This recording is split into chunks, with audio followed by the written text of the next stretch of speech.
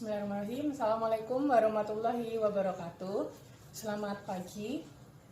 Pada kuliah hari ini kita akan membahas terkait materi substansi genetik. Materi substansi genetik ini terdiri dari DNA dan RNA. Nah, pembahasan terkait DNA dan RNA kita akan kupas satu persatu, kita akan pelajari lebih lanjut lagi apa itu DNA dan RNA.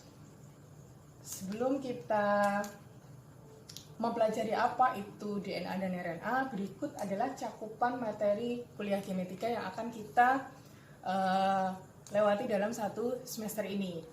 Yang pertama yaitu terkait dengan bahan genetik yang pada pagi hari ini termasuk akan kita pelajari, yaitu terkait substansinya DNA, RNA, dan protein.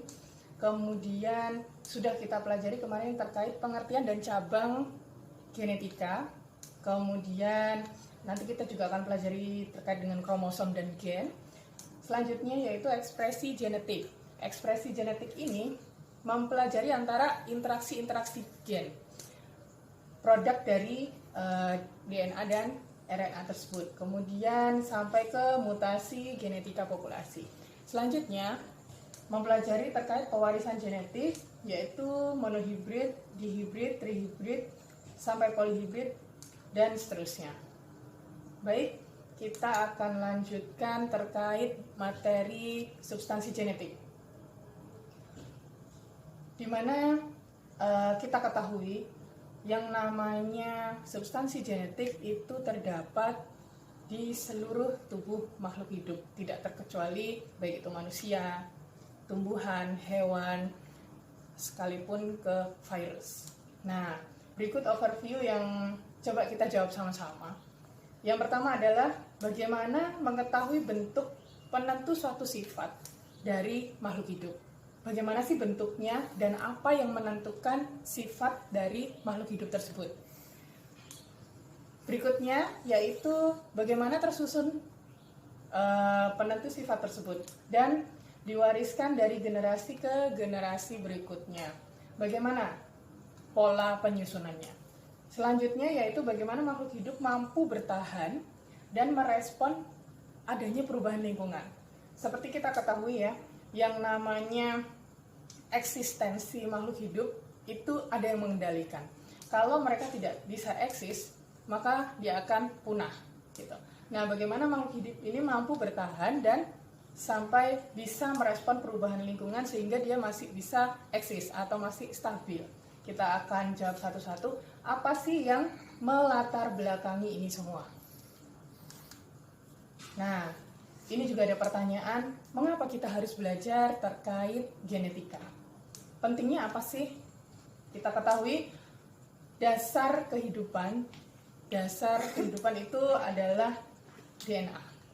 Terdiri dari DNA. Molekul terkecil dari penyusun makhluk hidup itu adalah DNA.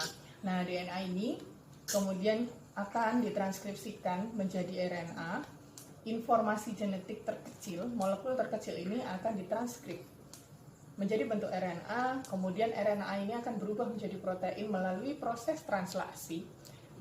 Kemudian protein ini akan membentuk sebuah fenotipe. Apa itu fenotipe? Catat ya, perlu dipelajari apa itu pengertian fenotipe. Fenotipe itu nama lainnya adalah penampilan atau yang bisa kita lihat secara visual.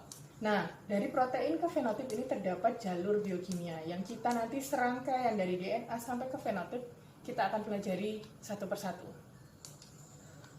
Berikutnya ini yang tadi kita tanyakan, fenotip ditentukan berdasarkan produk-produk gen dan merupakan dari interaksi. Interaksi apa? Interaksi antara satu gen dengan gen yang lainnya.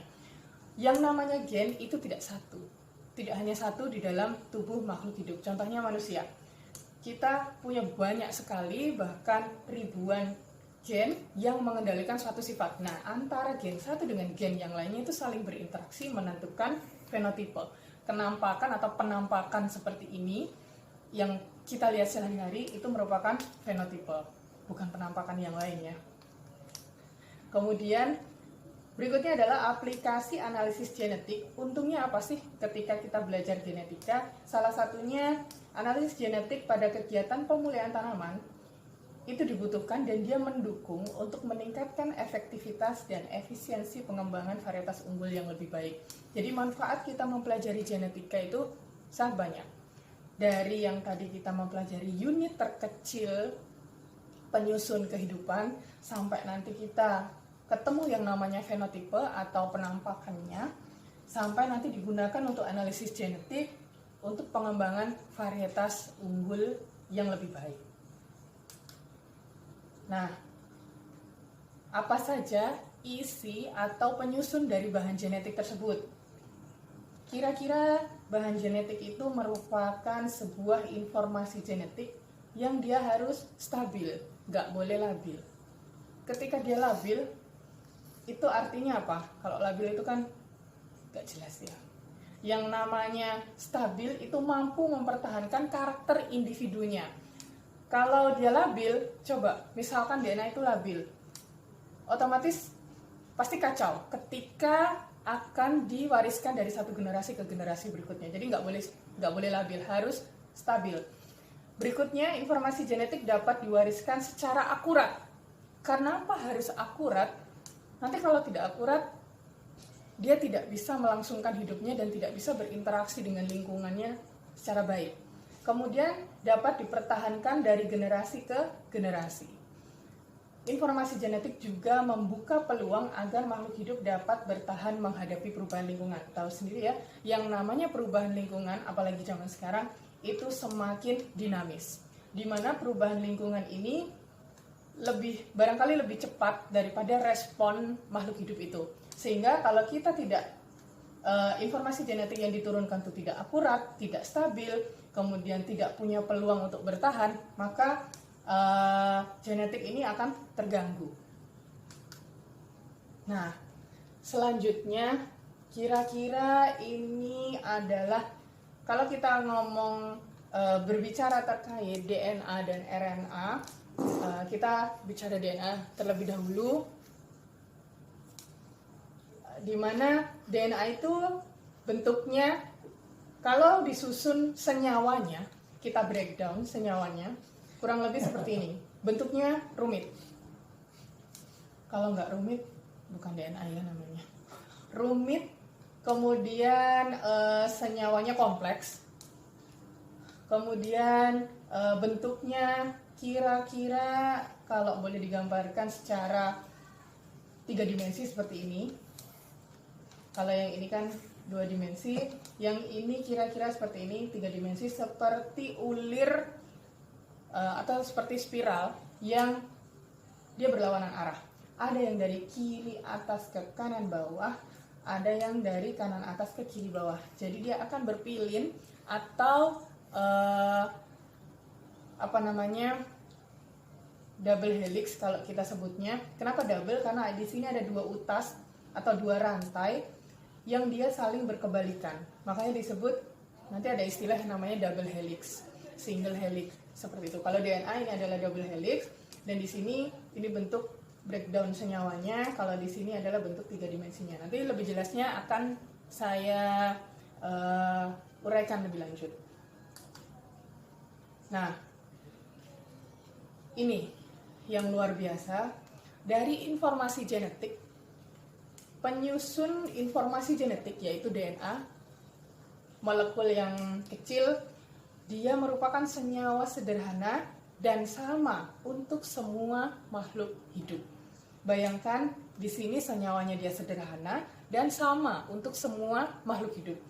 Kenapa bisa sama? Ya karena Tuhan menciptakan sesederhana itu hanya terdiri dari 4 molekul atau 4 senyawa sederhana yang nanti akan saya jelaskan 4 itu seperti apa saja.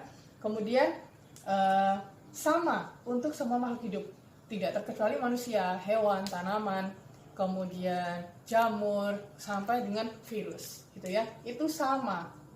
Perbedaan yang timbul, loh Bu, kok sampai ada perbedaan antara satu organisme dengan organisme lainnya? Nah, perbedaannya ini ada di tingkat kerumitan dan jumlah bahan genetik yang terkandung di dalam sel makhluk hidup itu. Misalkan manusia, kenapa kok kita bentuknya seperti